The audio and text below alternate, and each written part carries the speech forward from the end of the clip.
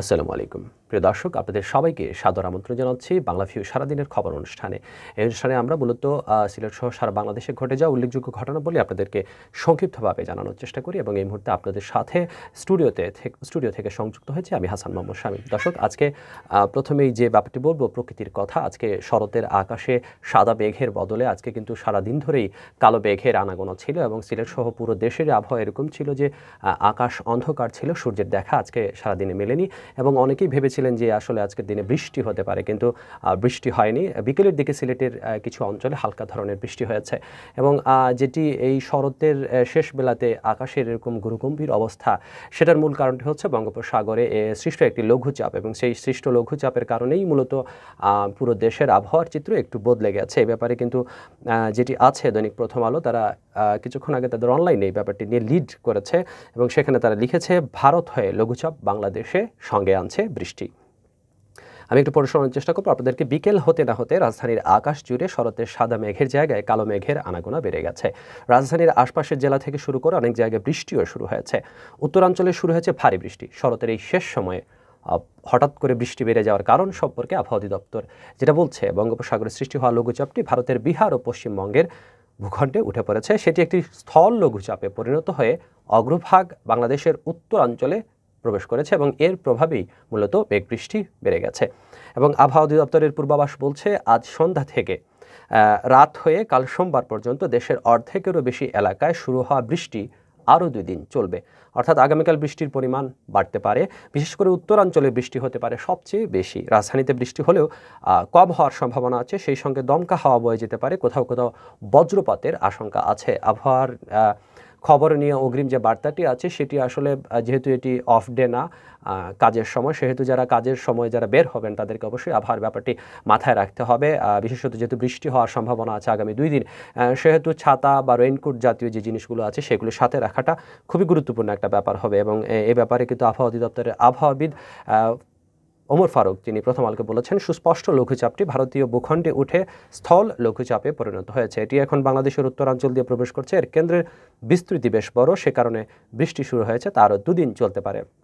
অনেকেই শীতের আগমনী বার্তায় বৃষ্টি আসাটাকে অনেকে শীতের আগমনী বার্তা হিসেবে মনে করে থাকেন।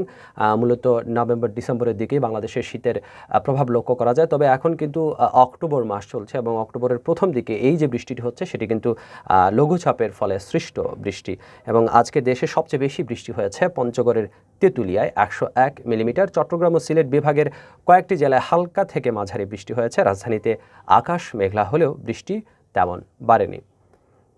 জানাচ্ছিলাম পুরো দেশের খবর। এবার একটু জানানোর চেষ্টা করব আরেকটি খবর, যেটি ভুক্তভোগীরা টের পাচ্ছেন। এখন সিলেট শহরের ভেতরেও পুরো বাংলাদেশেই আসলে বিদেশি চ্যানেল বন্ধ রাখা হয়েছে এবং বিদেশি চ্যানেল বন্ধ রাখার ফলে এখন যেটি টেলিভিশন মাধ্যমে যেভাবে মানুষজন আসলে টেলিভিশন দেখে থাকেন, তারা কিন্তু শুধু বাংলাদেশের যে চ্যানেলগুলো আছে সেগুলো দেখতে পাচ্ছেন এবং কোথাও কোথাও কিন্তু শুধুমাত্র বিটিভি বাংলাদেশ টেলিভিশন, যেটি জাতীয় টেলিভিশন, সেটি দেখা যাচ্ছে। এবং এই ব্যাপারে অনেক কথাবার্তা হচ্ছে। বিজ্ঞাপন সংক্রান্ত একটি নীতিমালা তৈরি করতে চাচ্ছে বাংলাদেশ এবং সেটা বলছে তারা যে যারা বিজ্ঞাপনগুলো বিদেশি চ্যানেলগুলোতে চলে যাচ্ছে, কারণ বিদেশি চ্যানেলগুলো মানুষজন বেশি দেখছেন এবং যে কারণে বাংলাদেশের যে চ্যানেলগুলো আছে সেগুলোতে বিজ্ঞাপন এবং বাংলাদেশের চ্যানেলগুলো চালানো অনেকটা দুঃসাধ্য হয়ে পড়েছে এবং তারা চাচ্ছেন যে বিজ্ঞাপনের বিষয়গুলো যেন বাংলাদেশের দর্শকদের বাংলাদেশের চ্যানেলের মাধ্যমে দেখানো হয়। এবং আজকে এই ব্যাপারে তথ্যমন্ত্রী একটা কথা বলেছেন। তিনি বলেছেন যে বিদেশি চ্যানেলের সম্প্রচার বন্ধ নিয়ে আন্দোলনের কথা বলা অযৌক্তিক, যেটা তথ্যমন্ত্রী বলেছেন।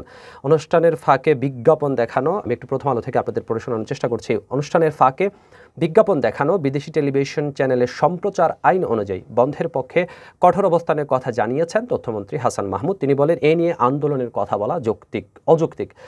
যেসব চ্যানেল দেশের আইনকে বৃদ্ধাঙ্গুলি প্রদর্শন করছে এবং সংস্কৃতিকে চোখ রাঙাচ্ছে, সেগুলোর পক্ষে ওকালতি করা দেশের স্বার্থবিরোধী, আইন বিরোধী। তিনি আশা করেন কেউ দেশের স্বার্থবিরোধী কাজে লিপ্ত হবেন না।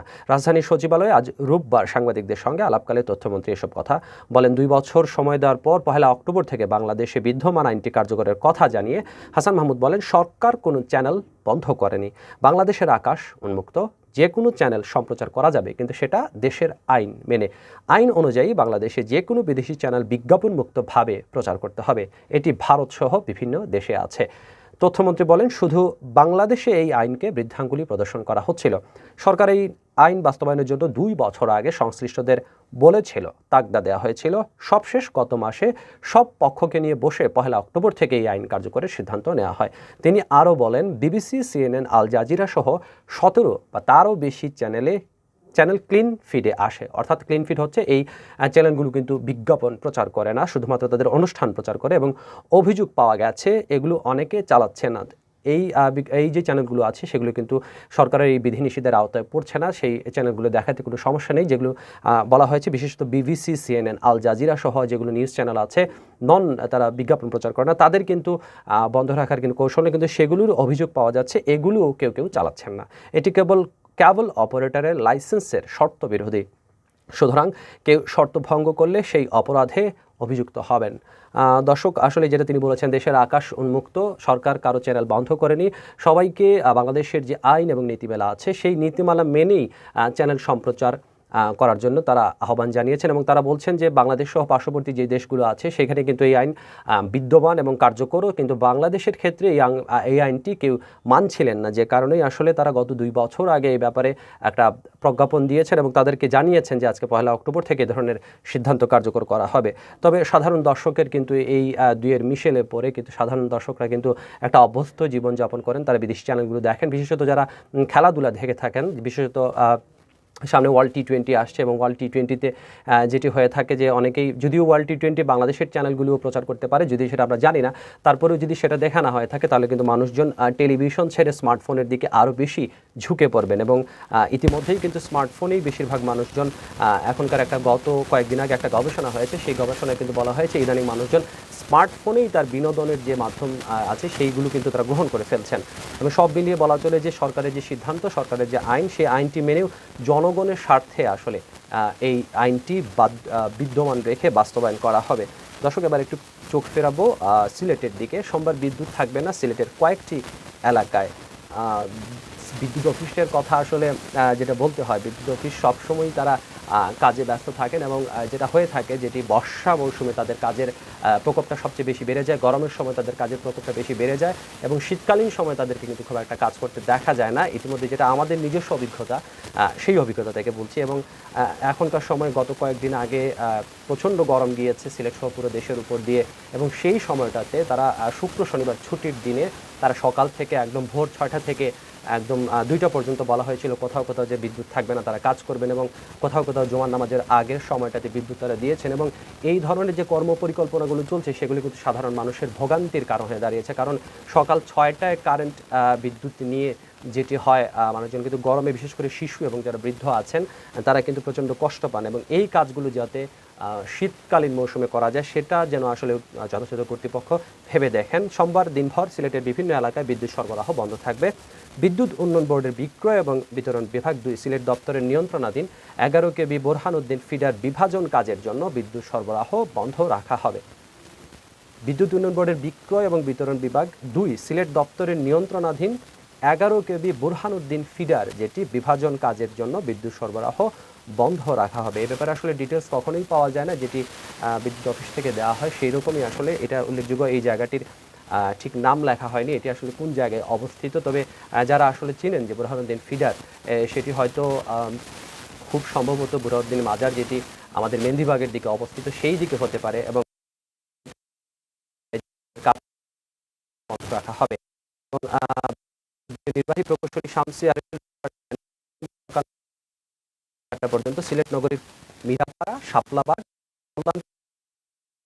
মিরাচক, মুক্তির চক, মুরাদপুর, পীরের চক, বোরহানউদ্দিন মাজার রোড, বোরহানউদ্দিন মাজার, শাহপরা থানা এবং আশপাশের এলাকায় বন্ধ থাকবে। অর্থাৎ এই ফিডের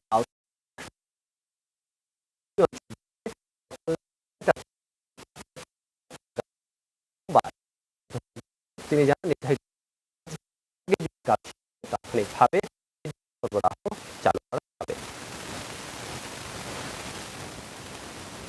আজকে ঘটনা ঘটেছে আরেকটি কারখানায় সহকর্মীর হয়েছে, কিছুক্ষণ আগে একটা আলোচনা, যেটি সংক্ষিপ্ত আকারে আপনাদেরকে জানার চেষ্টা করছি।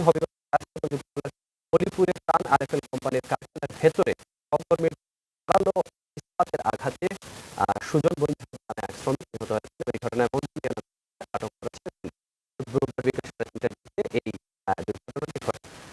দর্শক, এই ছিল আমার কাছে সিলেটের এবং সিলেট সহ বাংলাদেশের সর্বশেষ যে অবস্থা আছে সেই অবস্থার সংক্ষিপ্ত বিবরণ।